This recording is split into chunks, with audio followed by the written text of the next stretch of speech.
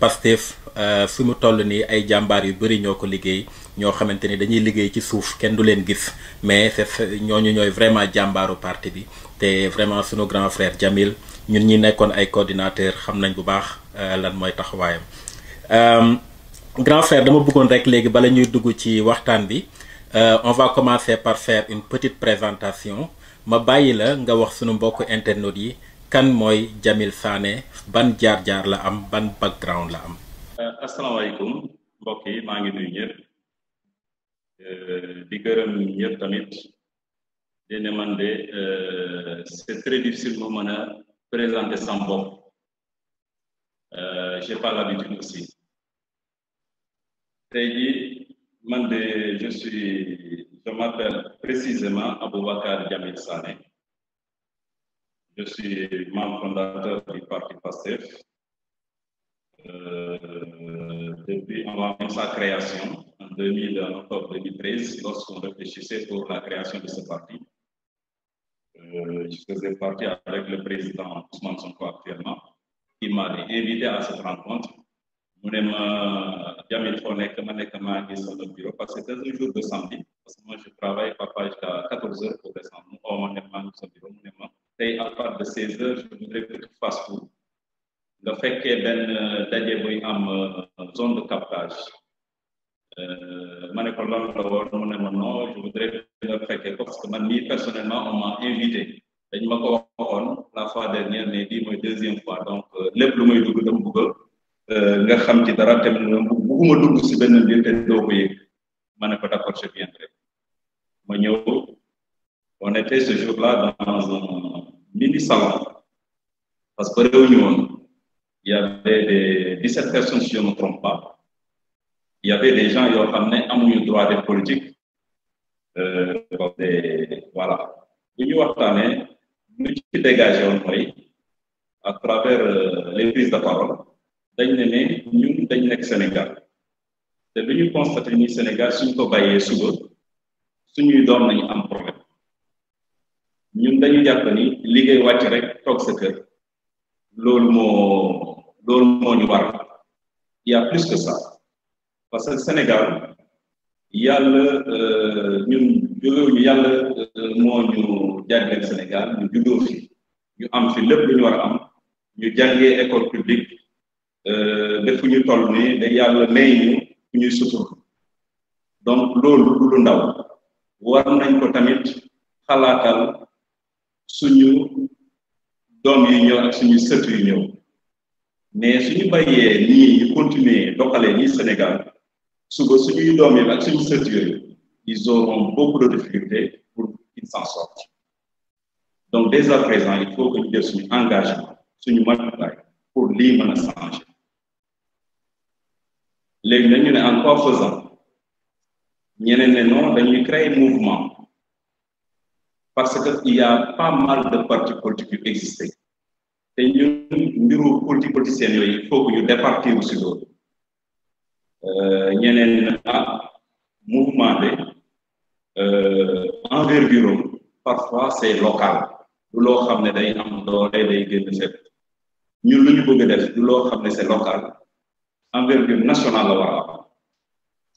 ñun nag léegi nañu doxal parti politique mais du doon parti politique comme parti politique yii je me souviens de quelqu'un qui avait pris la parole en disant que il faut qu'on change de truc la façon dont on fait la politique en quoi faisant en amenant un débat technique pas ay pro pas ay parparloo ne loolu la ñuy andil Sénégalais suñ ko andee dans quelque temps te lépp lu ñuy wax ñu tekki ay firnde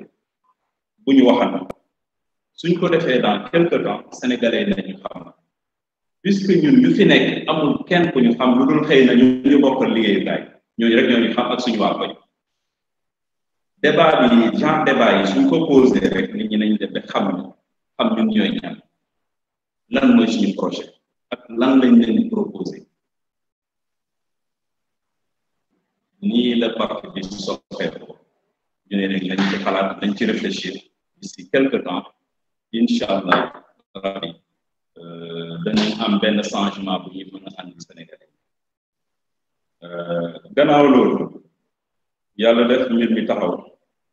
moi le 6 janvier 2014 ñu ne nañu def assemblée générale fekk statut yëpp pare bu ñu taxawee ñu ne kan moo bëgg a nekk candidat ce jour là je me souviens président Ousmane Sonko ñu ne ko yow lañ bëgg a nekk na mu ne non gars yi wax mu bañ ñu insister nag ne ko pourquoi ñu choisir la il faut nga xam ko tànn ñu la pour tànn la teg la fa rek ñun yëpp ñu fi nekk saal xam ne ñu gënoo kenn waaye da nga am jaar-jaar boobu moo tax ñu bëgg la jox responsabilité fi nga nekk di doxal ba tey jii amul dara loo xam ne mën nañ la ko reprocher amul dara loo xam ne nañu ne ah kii de def na lii lu ñaaw la bien te am nga tamit jàmm sa diggante ak nit ñi ak ñi nga bokkal benn liggéeyukaay gis nañu tamit créé nga benn syndicat des impôts et domaines boo xam ne amul kenn ci Sénégal boo xam ne xalaatoon na sax lii war nañ ko taxawal ngir la parce que dañu ragal yow nga ñëw taxawal ko nga réussir par rapport à ça gëm nañ ci la dënkee yi mën nañ ci gën ci la ne d'accord léegi naa ko jël ci la accepté jël responsabilité mu am lu rëy lu mu fooxoon ce jour là mu ne leen ah lii respect jox ngeen ma ko waaye bu leen ma ko wàcc ba ma ciy wéet mais benn mbir mën naa leen ko wax tey na ngeen ko jàpp mooy dès à présent na képp ku fi nekk xam ne carrière amatu ko parce que lu ñuy dugg nii am na lépp mën na ci xew lépp mën na ci xew su fekkee ne ñun askan Sénégal lañu jiital nañu jaral lépp te tamit nañu xalaat ni benn mbir am na suñu jàppee ni lii intérêt sénégalais yi la suñu jàppee tamit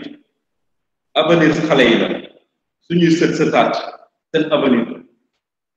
donc nañu sacrifié wu dès à présent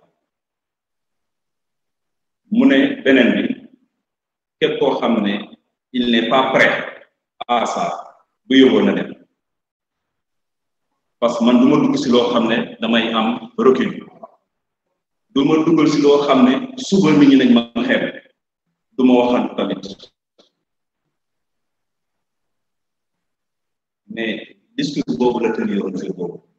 mu ne suñ ko defee d'ici 5 ans laa leen wax d'ici 5 ans 2014 la doon wax d'ici 5 ans musuñu am ndombo tànk si réew mais ñëpp nañu xam kenn du def dara au Sénégal te duñu tudd loolu la doon wax mu ne nañ taxaw suñu principe buñ ci wàcc benn yoon tey la raison tey jii su ma demee dama xam Ahma ma xam Demba c'est parce que dafa am loo xam ne ñoom yëpp dañu ne woon lii de lañ yàgg xalaat ko Sénégal mais gisuñu ko ko porté ñu gis kenn yor ko rek ñu ne voilà ça c'est l'occasion on va se sacrifier pour ça c'est pas la personne qui est importante mais c'est le projet qui est important c'est ça qui est à l'origine de la création de ce parti-là lii moo ñu tënk ñun man nag ma dem jour boobu mu ne ma ah am na poste yoo xam ñu ngi koy joxe est-ce que doo jël benn poste ma ne ko non man poste intéressé wu mu ne ma non mënoo fi nekk man je ci yow doo jël ma ne ko non bay je vais faire mon travail ailleurs te su ma nekkee si biti si lay gën a gis erreur yi ma ne la lii yegg lii d'accord ba ci moytu lii bay parce que c'est pas la politique qui nous a réunis c'est depuis notre enfance donc c'est différent donc man du ma koy mën a wax ñeneen duñ ko mën a wax ma ne ko bàyyi rek man soxlawu ma poste bàyyi ma toog mais malgré cela plus ñu avancé ñu dem ba ci kanam gars yi ne non foog nga bokk si lañ ma dugal si commission finance ma ciy liggéey ak Matar Sène ba tey jii bu ñu toll nii ma ciy liggéey tamit diaspora bi ak Chérif Diouf moo xam ne jour bu mu njëkk ñëw mu ne ma en 2016 2017 mu ne ma Jamil je voudrais que ñu créer ay wax ak sénégalais ndax ñuy cotiser pour parti bi mu ne ko mais Chérif attends yow li nga may wax ni mënul nekk parce que fii Sénégalais lu ñu xam ñi yor parti yi ñoom ñoo di financé mu ne ma non non non non non bi yoon il faut que change mu ne ma xool siège nu mel en ce moment on était à Yoff ma ne ko wax nga dëgg ma ne mais Chérif ça sera difficile mu ne ma non tubaab bi lu ñu def seen réew ba loolu mën a nekk ñun mën nañ ko def fii ba mu mën a nekk ma ne ko li nga wax di de mu ne mën nañ ko essayer rek ma ne ko d'accord ba bu mu ko doon wax président Sonko si boppam mu président Sonko xool ko mu reetaan ma ne ko yow Chérif xaw ma da ngay rêve xaw ma mais lépp ngëm fii foofu nga xam ne lépp ngëm-ngëm la ngëm-ngëm la ak li ngay def su jubee gars yi nit ñi topp la duñ ci xool leneen donc si laa nekk ba tey jii ma nekk toujours si commission finance ma nekk tamit membre cabinet même cabinet président Ousmane Sonko beneen bi tamit bu weesu mooy élection 2019 mu nommé ma comme chargé des finances de la coalition Sonko 2019 loolu weesu ba tey jii muy élection yi loolu pour wax leen benn parenthèse ñu ma koy ñu mën a seede loolu mooy ñu ma bokkal coordination bu section communale de Parcelles Assainies xëy na boobu su ngeen ci defee enquête ngeen am ci leneen dama ne woon 2019 damay arrêté coordination dama koy bay ñeneen jiite ko ñu bañ parce que man sama philosophie mooy parti bi comme niñ ko waxoon au début nit ki mënoo nekk jël responsabilité nga ciy wéy il faut nga bay ñeneen jëlaat parce que ay nawle lañu li nga mën lañu man am nañ possibilité am nañ capacité bi te man ñoo ma ëpp xam-xam foofu dem leen jiite rek yàlla moo ko dogalee noonu mais à un certain moment il faut savoir se retirer et laisser les gens la place loolu laa gëmoon loolu laa gëm tey jii bu ma leen ko waxee ñu bañ ma ne leen c'est je ne peux pas faire 2016 ba tey jii et 2019 ça fait combien de temps ça fait peut-être 4 ans ça fait 2016 ba 2019 mu doon 3 ans voilà man léegi doy na xaar ma bàyyi ñeneen ñu ne ma noonu foog nga continuer ma ñëwaat gisee ne man daal dama bëgg bay coordination ñeneen jiite ko mu ne ma mu ne ma ne ko en même temps dama xam naa li ngay wax mooy da ngay sóoraale pour bu ñu demee de élection municipalité yi jot doo ci bokk ma ne ko c'est que bugguma ci dugg man loolu mbiru ay maire affaire yooyu sérieusement du sama domaine parce que mon politicien mënuma politique dem si média yi di wax yooyu yëpp mënuma ko c'est pas mon domaine mu ne ma non non dans ce cas c'est pas grave mais coordination mënoo ko bàyyi pour le moment parce qu'il faut qu'on ait des gens sûrs ñoo xam ne déjà su fekkee ne leen coordination yi gars yi décidé nañu gis nañu wóor ñu mën ko jox rek dans ce cas mën nga retiré mais pour le moment gérer mbir yi des kanam ma ne d'accord léegi ma ñëwee tam sama coordination ma ne leen d'accord je vais continuer à gérer mais mairie ci jotee xool leen keneen ngeen tànn ko mu jiite leen ñu ne ma en tout cas loolu mënul nekk ma dem ba affaire yi jot ñu wax ma bañ ba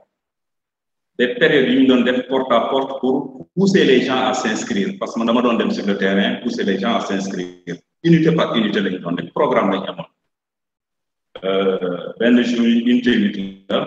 gars yi ne ma wóor ma ne ma fii il faut que dès à présent nga décision léegi nii da ngeen di candidat dañ ma wóor ma xalaat ma ne daal à un certain niveau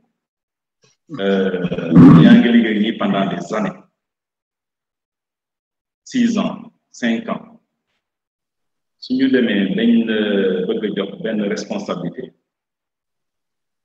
donc il faut l'accepter parce que moomatoo sa bopp lii moo taxoon dama accepté jël bu ma ko jëlee tam dem ba ci kanam mu amoon ay jafe-jafe ma retiré wu xam naa coow loolu am na ñu ko gis ci Facebook bi ma retiré wu ñu ne mais na n'est pas question donc loolu xam naa ne après nañ ci ñëw mais nag pour le moment il y a pas de problème je vais accepter donc parti bi lii mooy sama jaar-jaar si parti bi ba tey jii fu ma toll nii di gërëm yàlla bu baax a baax parce que xalaatuma ko woon nii mais yàlla saa yoo moom moo xam lu tax ak kañ la tamit responsabilité bi musuma ko xalaat moo bind sama géey en 2021 di nga doon candidat pour 2022 donc maa ngi di sant bu baax a baax di sant ñëpp di sant surtout sama coordination di sant tamit jigéen ñoo xam ne bés boobu def nañu lépp pour sama parce dem nañ ba kër président yi menace la def nañ ko donc ñooñu awma dara loo xam ne mën naa leen ko wax dem leen di gërëm leen di sant bu baax a sant ñëpp ci loolu leen bi ne vraiment lii mooy sama jaar-jaar un peu résumé